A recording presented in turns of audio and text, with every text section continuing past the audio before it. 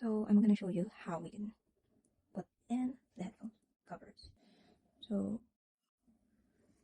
it's very flexible. You could use it to other brands of headphones. This one specifically is a Fantech one. So you just put it in like your feeding the whole ear container onto the thing. I can't exactly remove the pink part because I already sewed that into this current headphones. Yeah.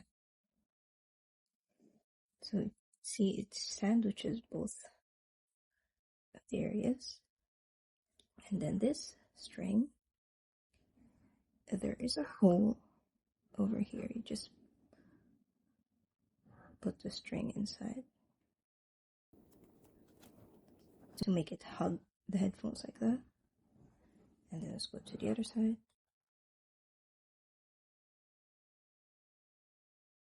There. So once that both hugs both ends of the headphones, you could just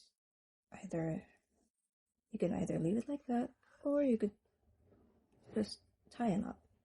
Why not? There.